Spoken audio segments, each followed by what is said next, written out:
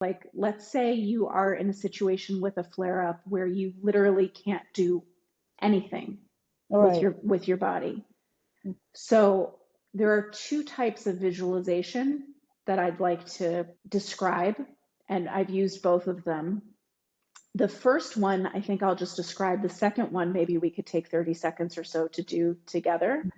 The first one is one that you probably are more likely to have heard of, which is that you picture. Welcome to the Lupus and Community Podcast.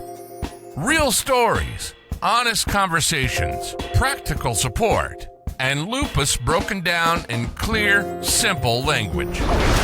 Whether you're living with it, loving someone who is, or just trying to understand, this is your place. Seen, supported, stronger.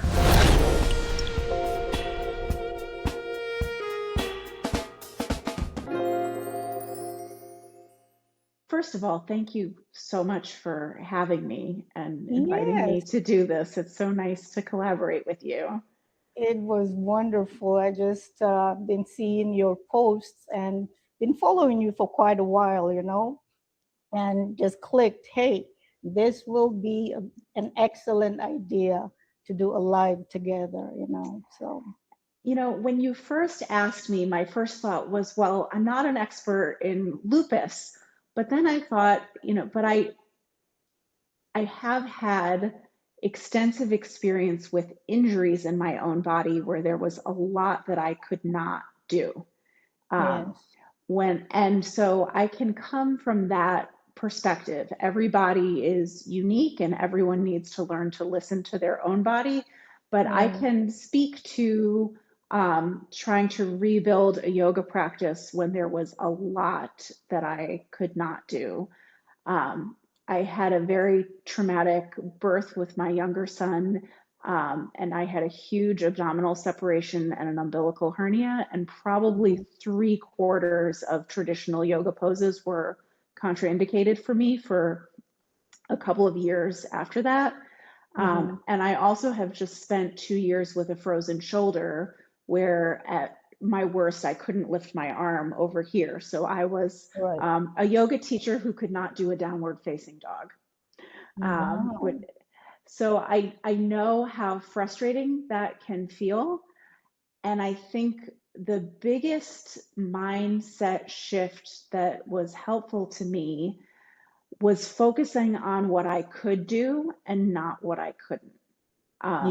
Even like on social media, like not looking at the accounts of things that were like far beyond what I could do that were just going to make me feel bad about myself, but to just focus, even if it was just like 2 little things, what I could do and allow myself to do that and progress rather than focusing on the huge list of things that I couldn't do. Right. So you found adaptation through your experiences from the hardships, the difficulties of doing the full extended poses, and just adopted those poses yourself, for yourself.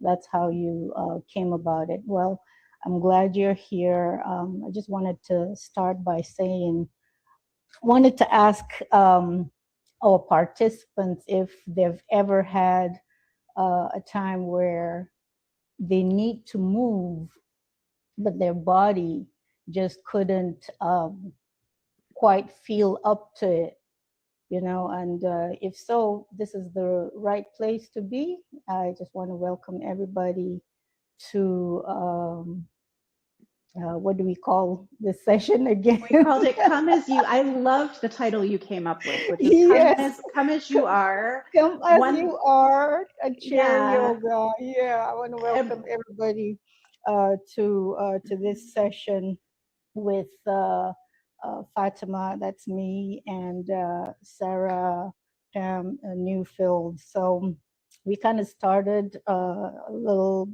bit of introduction about how Sara started yoga, but I'm glad you're here. And if you're joining us live, you want to do the motions, the movement with us, I guess you're free to do that. Only the disclaimer is If you think it's too hard and you're in pain, please don't try it. This is just for educational purposes and not medical advice. So, Yes, for sure. Always listen to your body above all else. Listening to your doctor is important too, but listening to your body, I think, is number one always. No one else experiences it but you. One thing I did deliberately for the idea of coming as you are is I did not put on yoga clothes. I'm just wearing my regular street clothes from the day. I think that alone is something that I think sometimes inhibits and feels intimidating to people when they're just starting. Like, I need to have the right equipment, I need to have the right clothes. And no, you don't. I'll tell you the three most valuable pieces of equipment for modifying a yoga or movement practice, in my opinion, are three things that I guarantee 100% you all already have. One is a chair, one is a wall, and one is a door frame.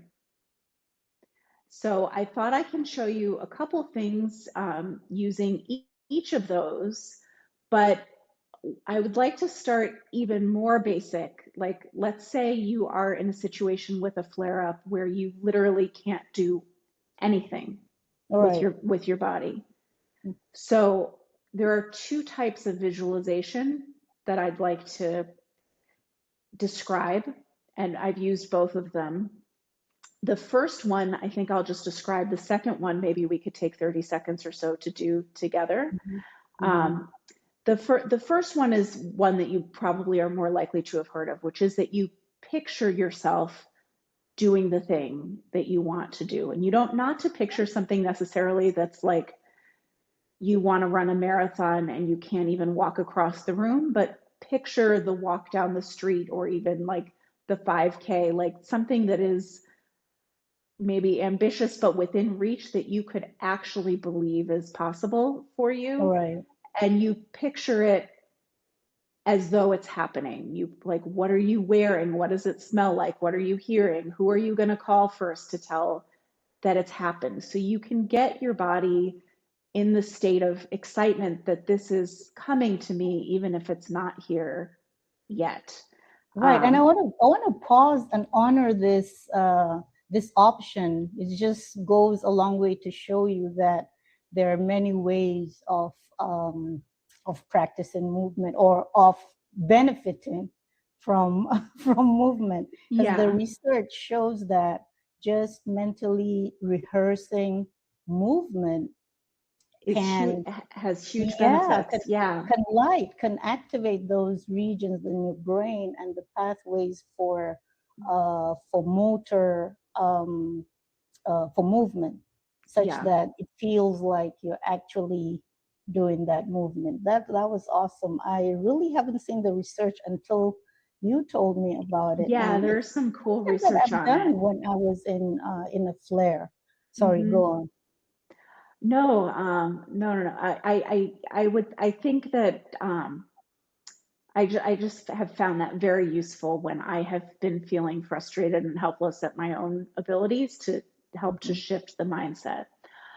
Something else that I'd like to add, and this one I'm guessing, at least I hadn't heard of it until I took an 80-hour yoga and neurology training last year.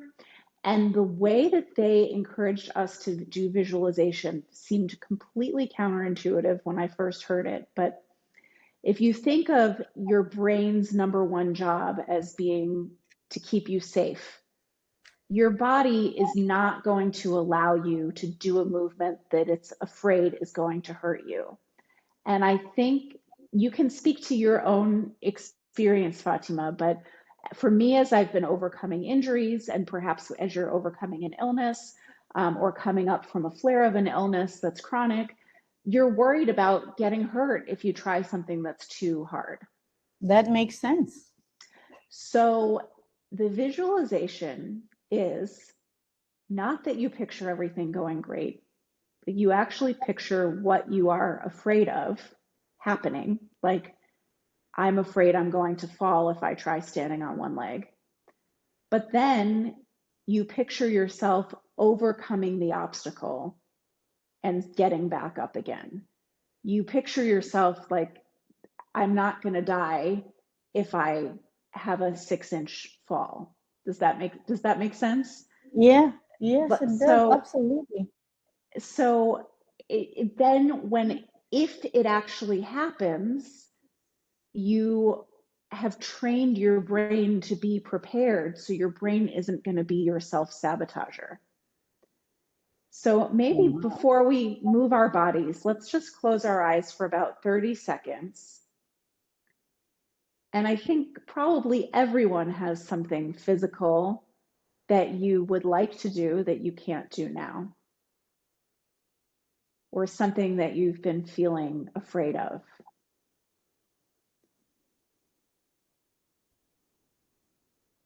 And call that movement to mind. And then ask yourself, what's the worst that can happen? And picture this worst case scenario actually happening.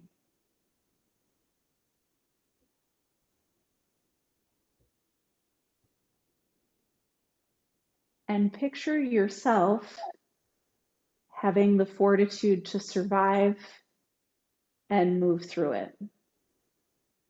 So if you're down on the ground, you can see yourself getting up again. You can see yourself trying again, not letting that be the end of your pursuit.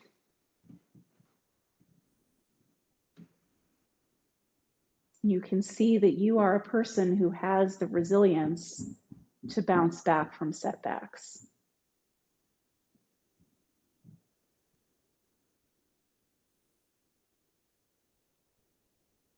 Okay, and then open your eyes. Any questions so far, or, oh, you've had a yoga for stroke patients. Wow, okay. So what I'm going to show, Florence, will be just like super gentle.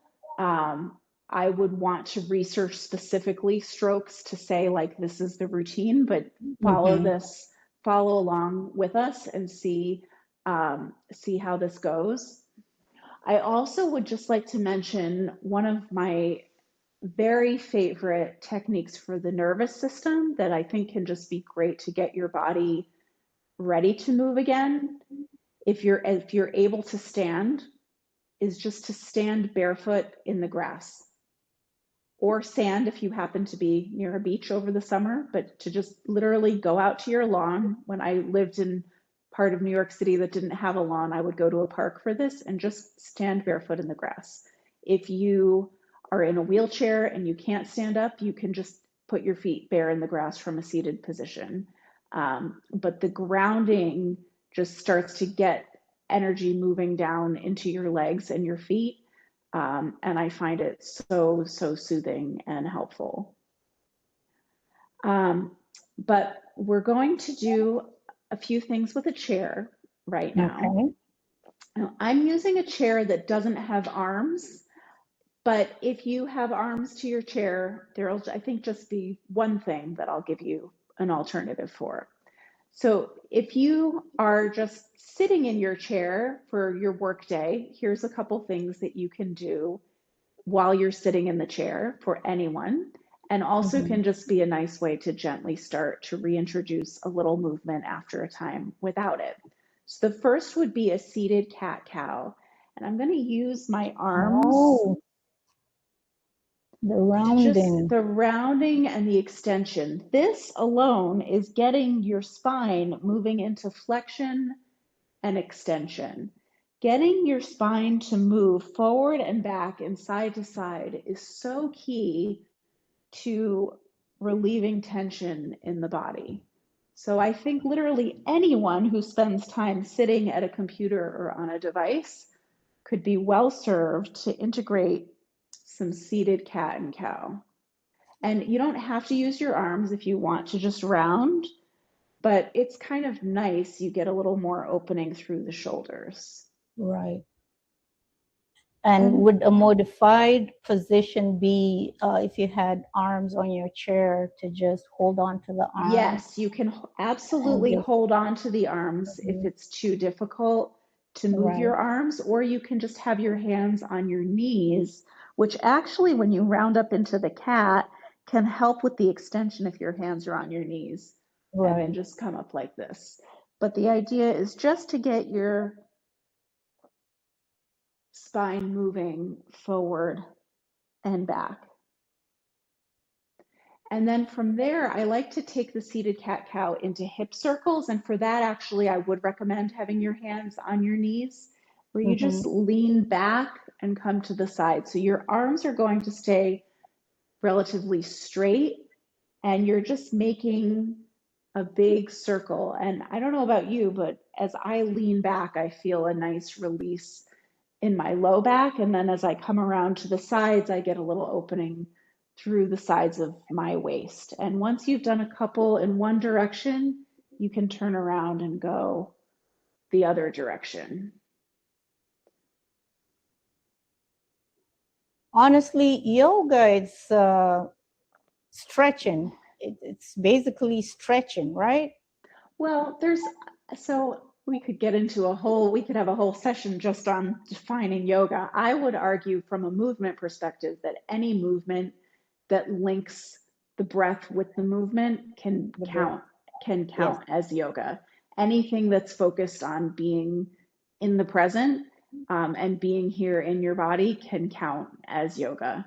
There are also lots of off the mat ways or non-physical ways to define it, but I don't think you need to get stuck into like particular boxes of this is a pose that, that's in the yoga textbook and I can't do it any other way. There's lots of ways. So another thing that I love to do from a chair, and I think is beneficial, honestly, for anyone who spends time in a chair, if you hold on to the seat of your chair and just come forward so you're right at the edge of the chair, to do a little windshield wiper with your knees. The hip flexors tend to get very tight when we sit in a chair. This is so simple, but it's a really nice hip flexor release. And if you are feeling anxious, you can sit back further in your chair. But if you come towards the tip of your chair, you can get your leg down a little bit more, which deepens the stretch. So you just feel what's right for you. So this is internal rotation of your hips. I see you placed your arms Yes, my hands are behind me on the seat of the chair, and you could also hold on to the arms of the chair if you have arms to your chair and putting your hands on the seat doesn't feel accessible to you. When my frozen shoulder was at its worst, I could not have put my hands behind me on the seat of the chair, but I could hold on to arms of a chair. Now so just like for your spine, moving forward and back and side to side is great for your hips. It's internal rotation and external rotation. The windshield wiper gets you into internal rotation. External rotation, I'm going to show you a couple options. One is to hook your ankle on top of your knee. Now that might be too hard for some people. So my foot is flexed, and you can sit forward like this to get a little more of a stretch through the upper hip. If that's too hard, you can cross at the ankle. It's just getting your hip into this position, the opposite of the way it was here. You can just literally flex your foot. I'm going to lift my leg so you can see in the camera view, but I'm just putting my ankle on top of the other ankle. And if you move the knee a little bit away from you, you'll start to feel an opening here in the hip where you're externally rotating the leg. You can try it on the other side. So it can be anywhere from down on the ground to up on your knee. If you're sitting up and it feels easy, lean forward. It won't feel easy anymore. But there's huge variation. If the ankle feels too easy, but this feels too hard, you can put your ankle somewhere along your shin. Just use the support of the chair so that you can get your leg into an external rotation just a little bit. So you place your one foot on the other ankle, other foot ankle. Yes, I'm gonna just Move forward. and that right. If you so to make the stretch deeper, you can lean forward. So moving up and leaning forward are the two ways to make it more intense. To make it less intense, sit more upright and have the hook lower down. That's awesome. So I wonder who here is following the movements with us. I'd love to hear from. If you tried anything, let us know. Yeah. Flora says thank you. Wonderful. Hi, Charmaine. Florence. And Florence, if you have any input as we, your spine popped in a few spots. I hope in a good way. I'm going to give you one more that might give you a little spine pop, and then we'll do a couple other things in different positions on the chair. So a chair is also a great way to do a twist. And so I'm going to take my right hand and reach around to the back of my chair. I do this all the time. You take your left hand and put it on your knee. You sit up tall, and a thing with the twisting is you want your torso to lead the way. It's not just like looking back with your head, but allowing your torso to lead and then your eyes to follow. So if I'm turning to the right, when you gaze with your eyes further to the right, that will actually allow you to get possibly a little bit more of a range of motion. Your twist might be very small. It could be here. It's just a little tiny rotation to the degree that it's comfortable for you.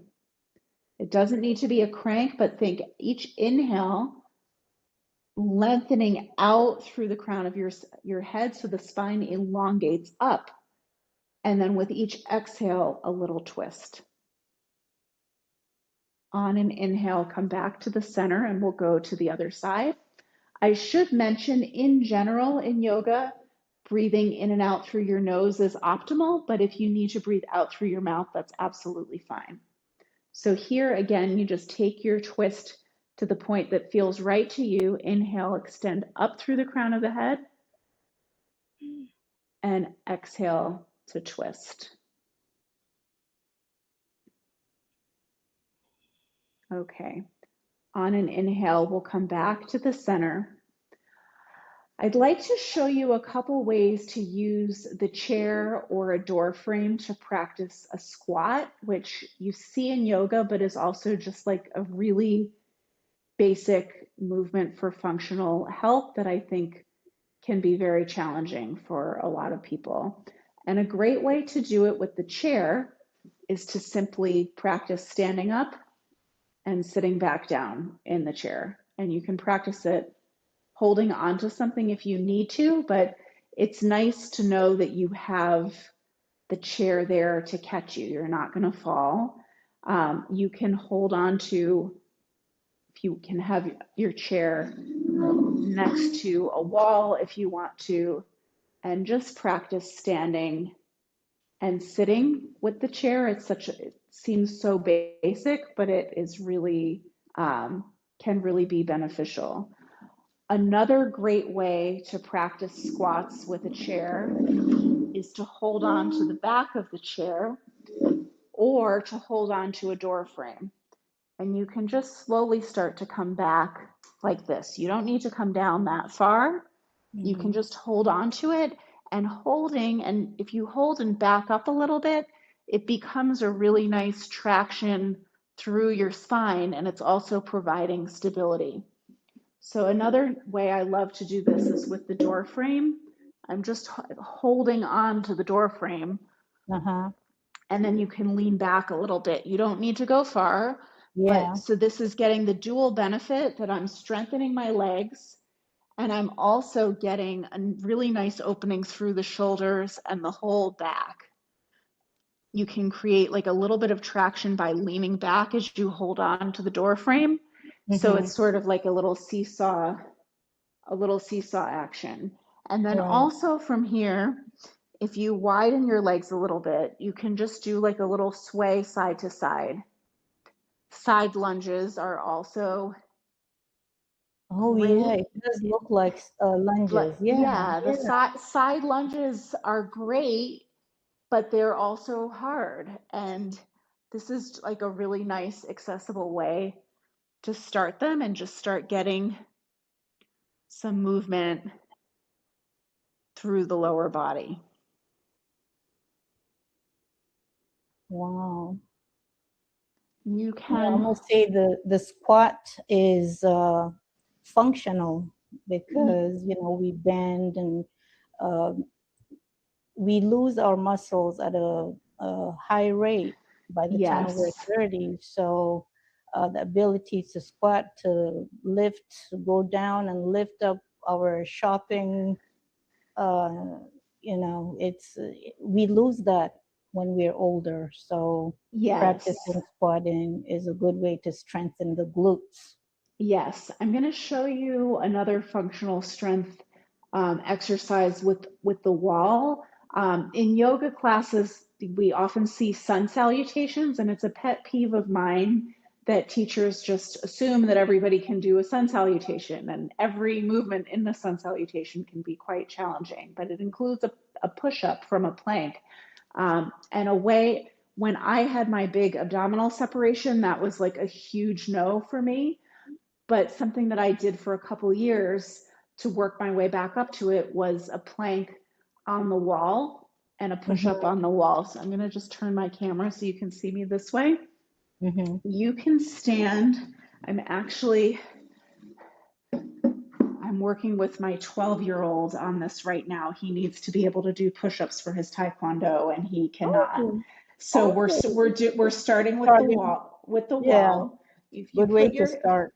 if you just you literally so the more upright you are, the Mm-hmm, easier it will be. So if you are coming off of a flare or just really at the very beginning, you can literally just practice with your hands on the wall, and yeah. the variation to practice of the very most basic push-up would be to push away the wall.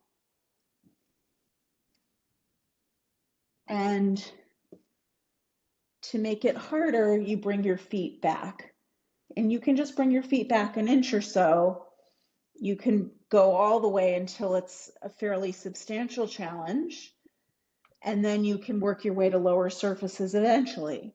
But just start, this is like a really nice way that everybody can start. You can hold the plank or you can come in and out, just pushing the wall. And that Mm-hmm. starts to gently activate a little bit of upper body strength in Strength. a Mhm. way. Yeah, if Florence is saying she's practicing with the kitchen counter, and that's Yeah, awesome. Chris, thank you for joining. awesome. Um, I'll show you, we're getting close to the, oh, I'm glad you like the wall push-ups, Florence. Um, Awesome. I can, I can show Hi, a couple, Chris. I can show a couple more Mhm. with the chair, and then maybe we'll take any questions. Is that Yeah, yeah, we'd like okay? to hear from everybody. Yeah. Um, so one, if you have a chair without arms, you can do some of the warrior positions that you see in yoga, where Oh, here, interesting. an extended side angle. It's a Mm-hmm. really nice way to do it without, the risk of taking a fall. Yeah. This may be too wide of a stance for some people. You can also just kind of come off the front of the chair to make it a smaller position, Mm-hmm. and just getting your legs into a little bit of a lunge position while you're seated on the chair gives you, gives you some support to begin while you're still experiencing the mobility. Once you Right. feel a little more confident, you can come up and practice just holding on to the chair. Mm-hmm. You can also, sorry for the squeaky noise, you can also practice with one foot up on the chair if it's not too hard, or too high to come up. But I find all of these can be more accessible than doing the full position on the floor. So reaching up into an extended side angle. I love the opening through the sides of the waist that really tend to get crammed when we're sitting for a long period of time. And maybe getting the chair closer to the wall, just in Yes, case. absolutely, The balance is absolutely, off. absolutely. If you're worried about the balance, having the Mm-hmm. chair next to the wall can be a great a great reassurance that that you've got the stability there. So yeah, let's take some questions. Any questions with regard to what you've seen today, or something you'd like to try out? Questions for Sara? Oh, yeah, I bet the post-stroke version of you misses the yoga that you did pre-stroke. I think, Florence, also to think in terms of microdosing your practice. Like, I don't know, there was another time in my life when I used to go to 90-minute yoga classes, and I'm often just looking for like 5-minute increments. But that's not only because of the schedule thing when you're healing from an injury. Good for back stretching and maintenance. Whew, there's a lot I can say there, A Chris. lot. Upper back, lower back, middle back, or all of the back. Because I believe some stretches are not good for certain pains, right? Certain back pain. Some better for others. I'm gonna Right. give, you know what I'm gonna give you right now, if this is good for you. I have an absolute favorite. Okay, middle and lower, an absolute favorite sequence that opens the whole back of the body with using the wall. So and Florence, I think this may be a nice one for you as well. You can add it in with what you're doing, with what you're doing with the counter stretch. So you're going to stand up. I think I'm going to move my camera this way so that you have a better view of me at the wall. So I'm going to place my hands just above my shoulders, and then if you hinge from the hips, I want you to pay attention to my low back. So this can really help the low back if your low back is in a U shape. If your low back is doing the cat, it's going to kind of tug on it. So you want to bend your knees as much as you need to keep a little curve in your low back. And then you press into the wall and press down through your feet. And so you're hinging from the hips. And this opens the shoulders, the middle back, the low back. It's getting your hamstrings, it's getting your calves. There's a lot that you're accomplishing here. From there, you can put one foot forward and the other foot back, keeping your hips square to the wall, and push. So now I'm getting a deeper hamstring stretch in the front leg. And when the hamstrings are tight, that tugs on your low back. So there's a number of things that can cause low back pain, but tight hamstrings will tug on your low back every time. And we all get tight hamstrings from sitting. So this is like a gentle way to open the hamstrings. You can be as upright as you need to. You just want to make sure that you start to feel some sensation through the front leg. We'll switch sides. So is this for the middle and lower back? Yeah, I mean, this kind of gets all of it, because pushing into the wall with the arms gets the shoulders and the upper back, but then you're also getting down through the mid back, and the hamstring opening can relieve a lot of pressure on the low back. You want to really push firmly through the feet. And then if we switch sides again, if you hook your ankle on top of your knee, again, if that's too hard, you can hook lower like we showed in the chair, but that's going to get a nice stretch here, which can relieve pressure in the low back. I'm still, if you walk your hands up to the wall, it will intensify the shoulder stretch a little bit and the upper back stretch. So you can come to the other side. And then the final one in this sequence would be to do a lunge. And you can also hold on to the wall. The lunge can be very shallow, but opening the hip flexor is also, we did that in the windshield wiper at the beginning of the session.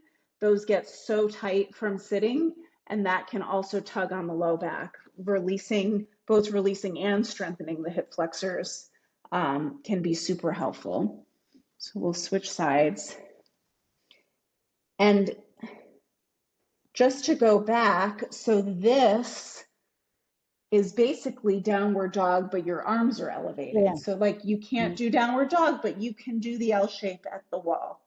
Yeah. You can't, this is a version of warrior one, but you're supporting yourself with the wall. This is a version of figure four or pigeon. So you're doing more than you realize, even if the full versions of these poses aren't.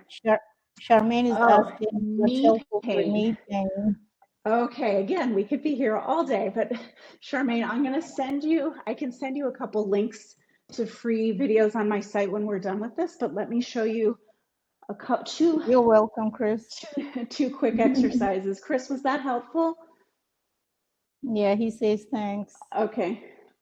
Charmaine, for the knees, to strengthen the area around, and knees are complicated, but to strengthen the area around the knees, if you sit down on the floor, if that's accessible to you, and you hold on to one leg, you're going to imagine you're pushing out through the back of the leg, but you want to keep the knee bent. So you're pushing out energetically out through the heel, and it's the area right around the knees that will be strengthened to lift your leg. It might not come off the ground. That is okay. You can try it on both sides. Sarah, what if you can't sit on the floor? Can you do it sitting on your couch, on bed maybe? I would do it sitting on a bed. Yes, yes, because I would say try it sitting. Imagine that this is a bed and it continues. Just sit on anything you can sit on, and then it's the activation around the kneecap that you want to feel. Okay. The other key alignment principle for your knees is squeezing the shins. We can do this one standing up just with the knees bent. A lot of times when we have knee pain, we tend to be splaying our knees in or out, or they can sometimes be hyperextended. For the in and the out, if you bend your knees and squeeze the outsides of your shins, hugging the shins towards the midline, and then resist your thighs against that, that will help to line up your knees, the middle of the kneecap into the middle of the ankle. Wow. And you can do that in pretty much any position. You can be standing, washing the dishes. You could be standing, doing your standing in the grass. But just if you focus on the hugging the shins in and pushing the thighs apart to get the middle of your kneecap lined up with the middle of the ankle, that's just, again, knees can be very complicated and specific, but that's a general principle for knee therapeutics that I always look for. That is awesome. I have videos to that, and I have that whole little wall sequence that I did. Those are all free videos on my site. If anybody wants links to them, you can just send me a message and I'm happy to send them to you. And in case we have people that aren't on Substack, how do people reach out to you? Well, my Substack is The Overwhelmed Yogi. I'm also on Instagram as Yoga for Overwhelmed Moms, although I would like to acknowledge the dads also.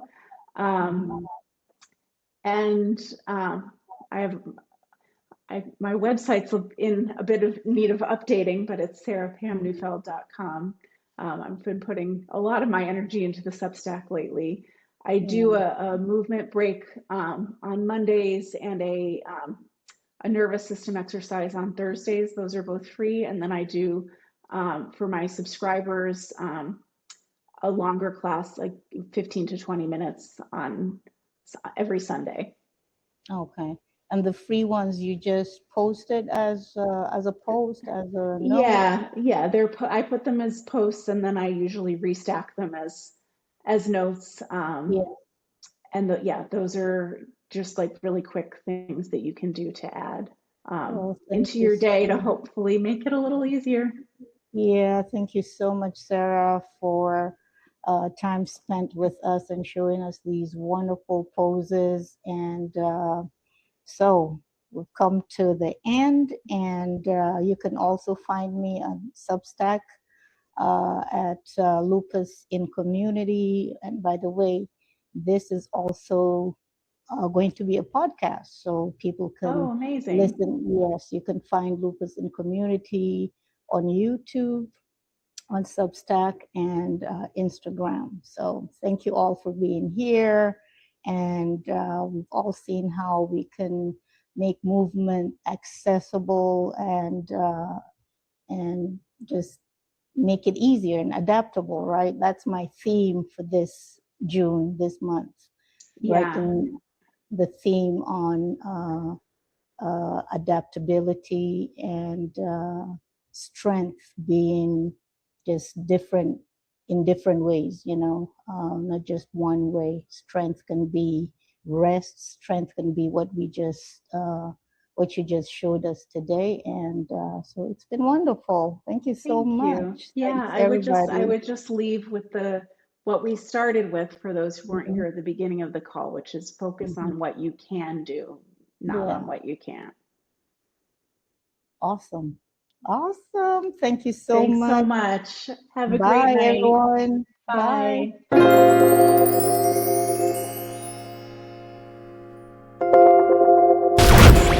That's our episode. Thank you for showing up. Your presence here matters.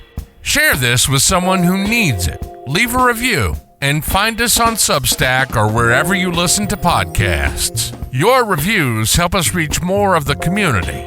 Until next time, stay rooted, seen, supported, stronger.